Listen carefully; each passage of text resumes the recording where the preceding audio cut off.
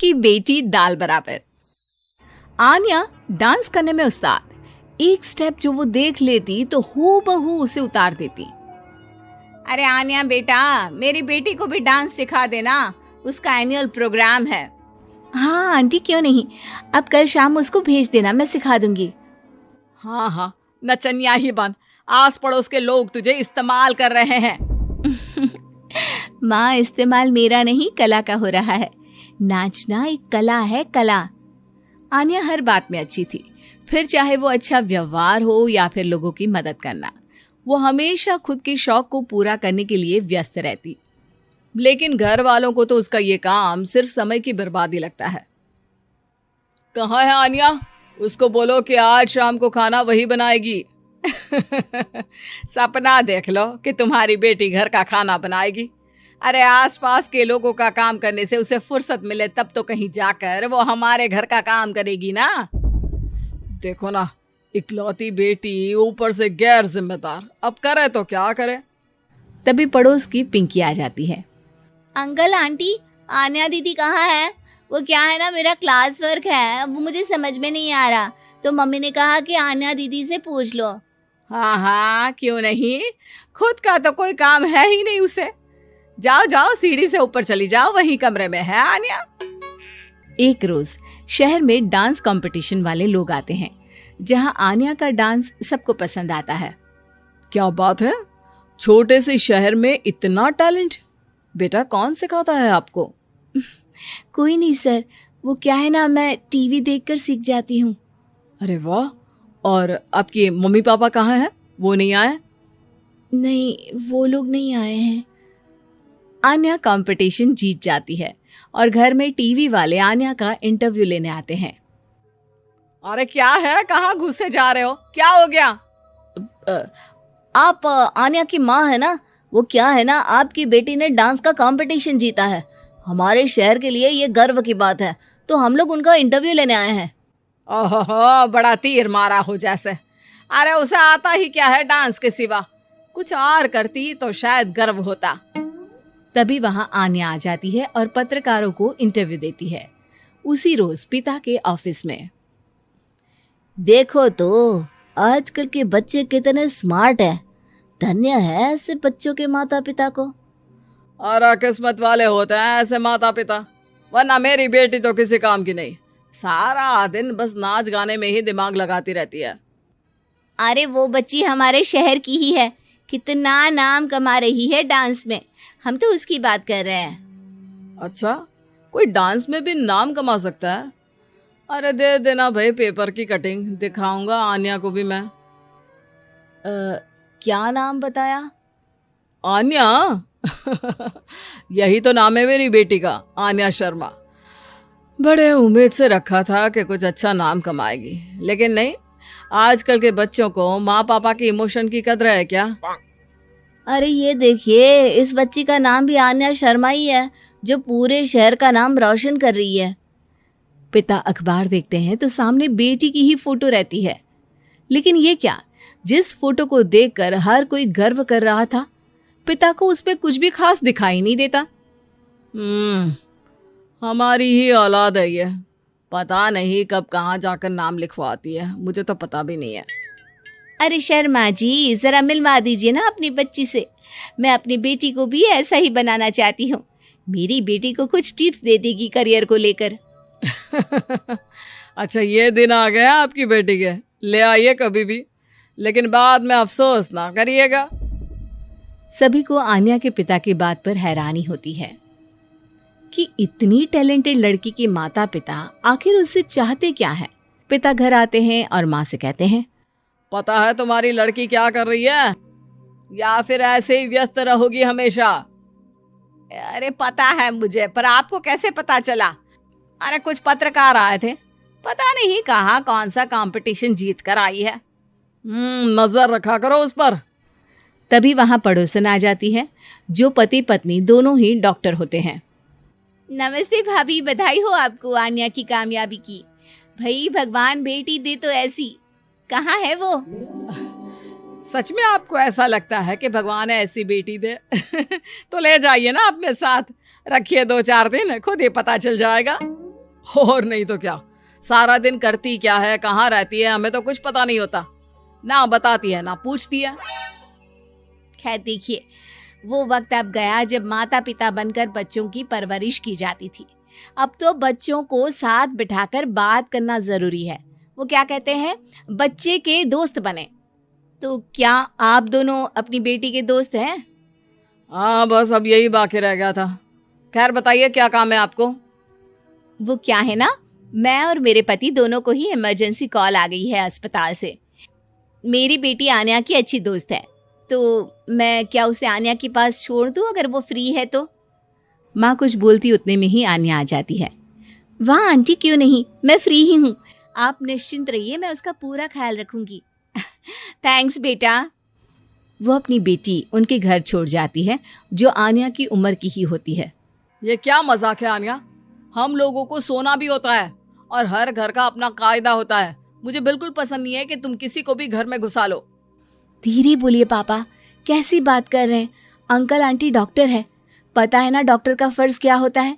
अगर वो किसी की जिंदगी बचा रहे हैं तो क्या हमारा फर्ज नहीं बनता कि हम भी उनकी किसी न किसी तरह से मदद करें? आपको तो पता है घर पर अकेले रहना कितना अनसेफ है। हाँ, तो दुनिया को सेफ करने का जिम्मा तू नहीं ले रखा है?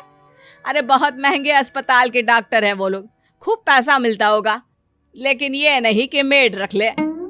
क्या कहती आन्या, कैसे माँ पिता को समझाती कि किसी की मदद करना कोई बुरी बात नहीं है। खैर कुछ महीनों बाद आधी रात को माँ जोर जोर से चिल्लाकर आन्या के कमरे में जाती है। बेटा बेटा आन्या, पापा के सीने में दर्द हो रहा है, बेटा कुछ कर। हाँ माँ, मैं डॉक्टर को फोन करती हूँ। आन्या डॉक्टर को फोन करती है, लेकिन माँ डॉक्टर को तो आने में काफी वक्त लग जाएगा, मैं पिंकी के पापा को बुला लाऊं? अरे वो नहीं आएंगे बेटा, वो लोग बहुत बड़े डॉक्टर हैं और हम लोगों के पास इतने पैसे भी नहीं है।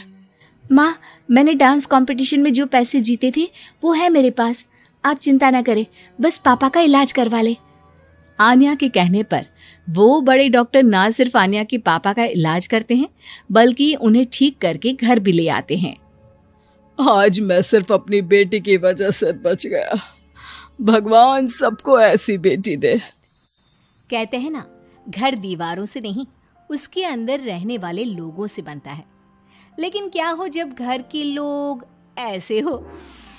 सारा दिन खाती रहती हो, सोती रहती हो, कोई काम नहीं है तुम्हारे पास।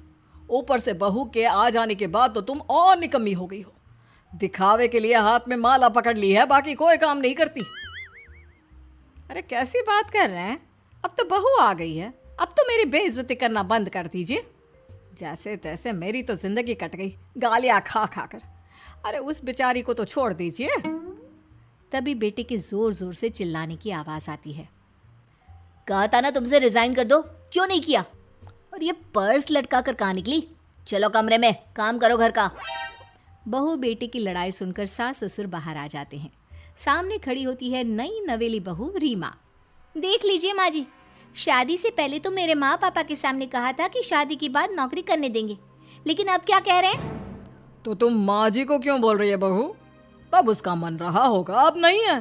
पर पिताजी, उसके मन से मेरा करियर तो नहीं चल सकता ना। ससुर को बहू की बात पर गुस्सा आ जाता है। वो बेटी की तरफ देखता है। पापा से जबान लड़ाती है, रुक। ये बोलकर वो पत्नी को खींचकर कमरे में ले जाता है और बंद कर देता है। ये सब देखकर सास दुखी हो जाती है। पति के जाने के बाद सास बेटी से कहती है, देख बेटा, अब जमाना कुछ और है। तेरे पिता ने घर में औरतों की कद्र नहीं की, लेकिन तू ऐसा ना बन। शहर की समझदार पढ़ी लिखी लड़की से शादी की है तूने, उसका ख्याल रखा कर, तमीज से पेश आया कर। जा, बहू को कमरे से बाहर ले आ। लेकिन बेटा नहीं मानता और बहू कमरे में सारा दिन बंद रहती है। शाम को बेटा बाहर जाता है कि सास चाय और बिस्कुट लेकर बहू के कमरे में जाती है। बहू बेटा ये ले, चाय पी ले। रो रो कर कैसी शक्ल बना ली है बेटा। माँ जी, ये कैसे लोग हैं? आप कैसे मैनेज कर रही हैं? ऐसे थोड़ी ना होता है माँ जी। घर की औरतों को तो पिताजी और ये इंसान समझते ही नहीं। क्या करूं बेटा, मैंने तो जैसे तैसे सह लिया, लेकिन तू ना सहना। दोनों बात कर ही रहे थे कि ससुर आ जाते हैं। अच्छा, तो अब बहू को भड़का रही हो? बहुत दिन हो गए मार खाए, अब क्या बहू के सामने खाओगी? जाओ यहाँ से, और जरूरत नहीं है ज्यादा इस लड़की को सर पर चढ़ाने की, समझी? बहू को ससुर की बात पर गुस्सा आ जाता है, लेकिन वो कुछ नहीं कहती। आए दिन बहू देखती है कि कैसे उसकी सास और उसके साथ उसका ससुर और पति गंदा व्यवहार करते हैं। फिर एक दिन, ये क्या बनाया है?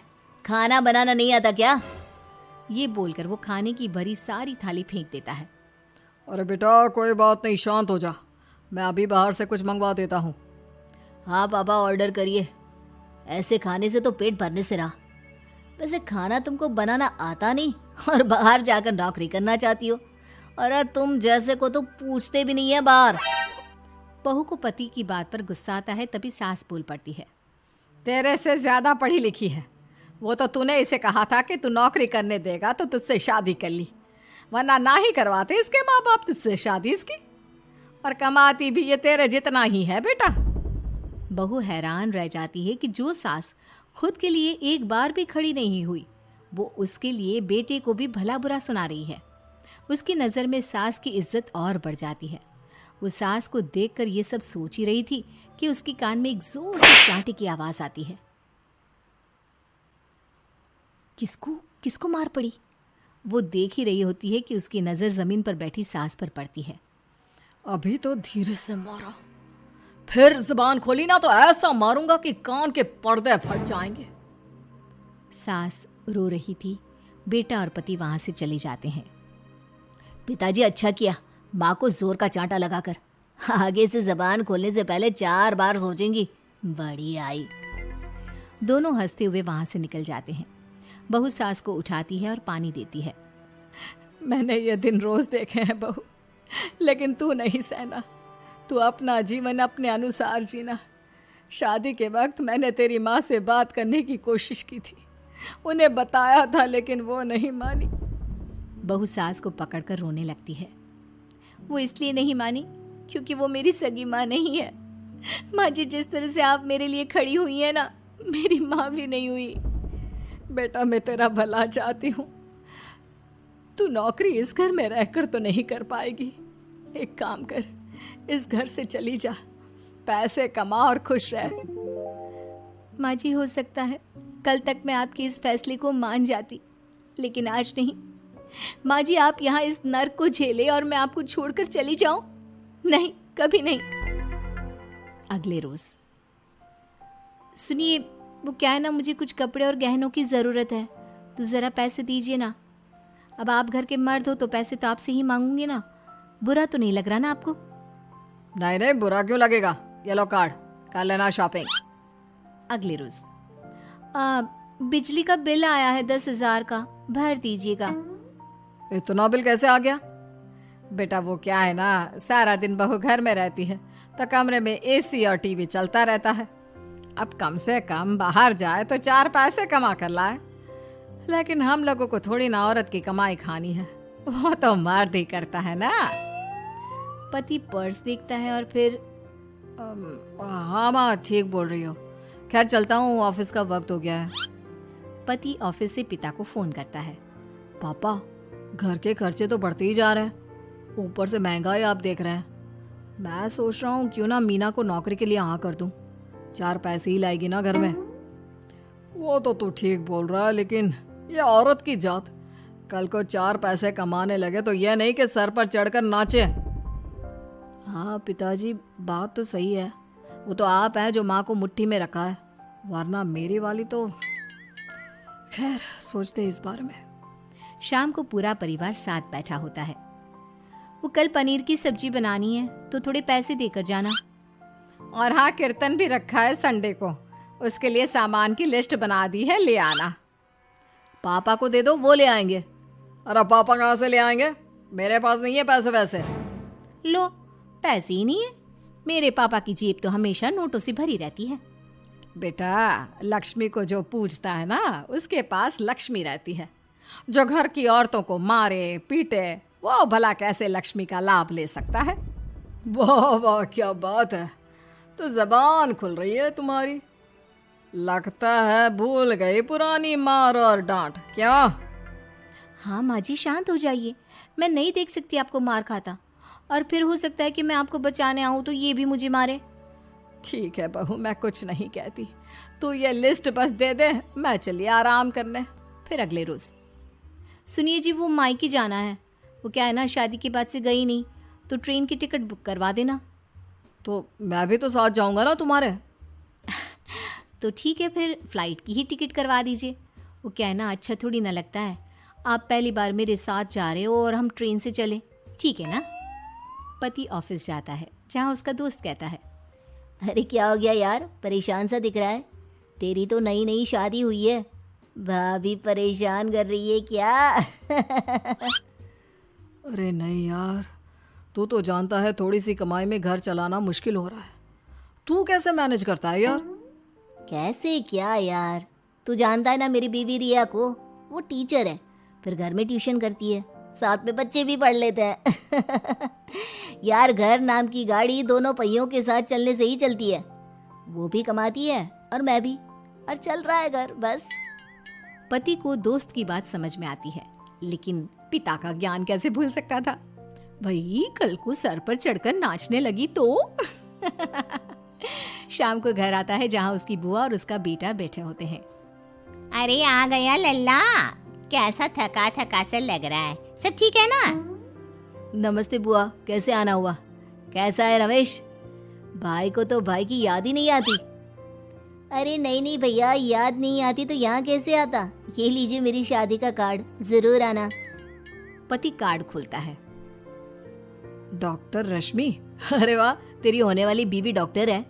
और क्या भैया, आपकी बीवी इंजीनियर तो मेरी डॉक्टर। तभी वहाँ सास आ जाती है। अरे जब घर में ही बिठाना है बेचारी को, तो काहे का इंजीनियर है, तो काम वाली ही, घर का काम करती है और आराम। इतनी पढ़ी लिखी लड़की को घर पर क्यों बिठा रखा है? अरे बहू कहीं झोला छाप डिग्री तो नहीं लेकर आई है? पत्नी की बुराई सुनकर पति को गुस्सा आता है। नहीं बुआ, यूनिवर्सिटी टॉपर है मेरी मीना, और हाँ बड़ी कंपनी में काम भी करती है। बस शादी के बाद कुछ महीनों की छुट्टी ली थी, अगले हफ्ते से ऑफिस शुरू हो जाएगा। क्यों मीना? तभी ससुर आ जाते हैं। हाँ लेकिन फिर घर का काम कैसे होगा, और पैसे कमाने लगेगी तो सर पर। पिता की बात पूरी नहीं हुई कि बेटा, सर पर चढ़ने का हक है उसका पापा। पत्नी है वो मेरी, यानी मेरे घर की रानी, और रानियां तो सर का ताज होती है। क्यों मीना? मीना पति की बात सुनकर शर्मा जाती है। वाह बेटा, तू सही समय में समझ गया कि औरतों की इज्जत करने वाले घर में शांति और लक्ष्मी का वास होता है।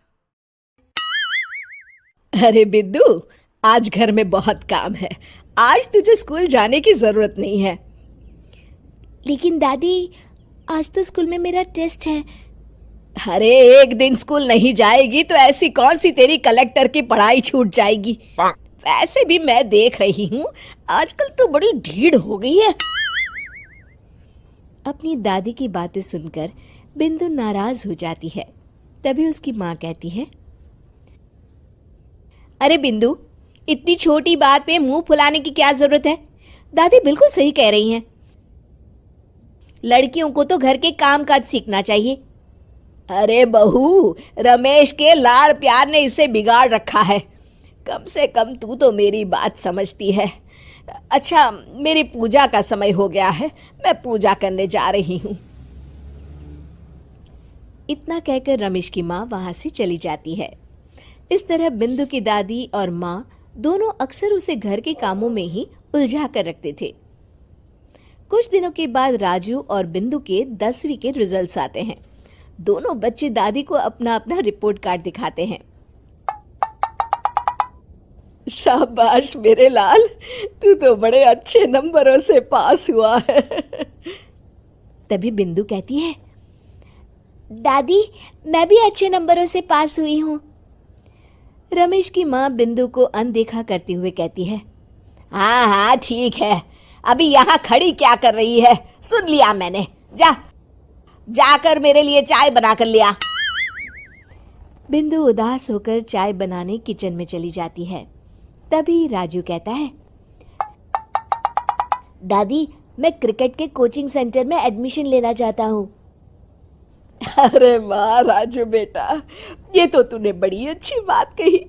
तू कल ही अपना एडमिशन करा ले, जितनी भी फीस होगी मैं दे दूंगी। अरे एक दिन मेरा पोता विराट कोहली बनेगा। इस तरह अक्सर रमेश की माँ अपनी पोती बिंदु के साथ दुर्व्यवहार करती थी। कुछ दिनों के बाद रमेश की माँ और उसकी पत्नी दोनों सास बहू मिलकर राजू का एडमिशन अच्छे स्कूल में करवा देते हैं, लेकिन बिंदु का एडमिशन नहीं करवाते। इस बात से नाराज होकर बिंदु अपनी दादी से कहती है, लेकिन दादी, मुझे भी आगे की पढ़ाई करनी है। अरे क्या करेगी आगे की पढ़ाई लिखाई करके हैं? आज से ये पढ़ाई का भूत अपने दिमाग से उतार दे। इतना कहकर रमेश की माँ वहां से चली जाती है। उस दिन के बाद से बिंदु की पढ़ाई हमेशा के लिए छूट जाती है और उसकी दादी उससे घर के सारे काम करवाना शुरू कर देती है। इस तरह उसका सारा दिन घर के कामों में ही बीत जाता था। कुछ दिन बीत जाते हैं और एक दिन रमेश छुट्टियों पर घर आता है। बिंदु को घर के काम करते हुए देख उससे कहता है, अरे बिंदु बेटा, तुम स्कूल नहीं गई? पिताजी, दादी ने मेरा एडमिशन कराने से मना कर दिया है। वे कहती हैं घर पे रहकर घर के काम करना सीख। अपनी माँ का ये बर्ताव देख रमेश को बहुत गुस्सा आता है और वो अपनी माँ से कहता है, माँ, ये तुमने क्या किया? आगे की पढ़ाई के लिए स्कूल में बिंदु का एडमिशन क्यों नहीं करवाया? अरे बेटा, लड़की जात है, ज्यादा पढ़ लिख कर क्या करेगी? वैसे भी शादी के बाद तो इसे घर के ही काम करने हैं ना। तुम किस जमाने में जी रही हो माँ? अगर कल्पना चावला के घर वाले भी तुम्हारी सोच के होते तो क्या वो पूरी दुनिया में हिंदुस्तान का नाम रोशन कर पाती? इसका स्कूल छुड़वाकर तुम इसका भविष्य बर्बाद कर रही हो, लेकिन मेरे रहते ऐसा नहीं होगा। बिंदु बेटा, कल ही तुम्हारा एक अच्छे स्कूल में एडमिशन करा दूंगा। तुम जितना चाहे उतना पढ़ो। मेरे होते हुए तुम्हें किसी बात की चिंता करने की जरूरत नहीं है। अपने पिता से हौसला पाकर बिंदु खुश हो जाती है और कहती है, जी पापा, मैं खूब मन लगाकर पढ़ाई करूंगी और बड़ी होकर डॉक्टर बनूंगी। ये हुई ना बात। शाबाश मेरी बेटी। शिक्षा, लड़का हो या लड़की, हमें दोनों को आगे बढ़ने का मौका देना चाहिए।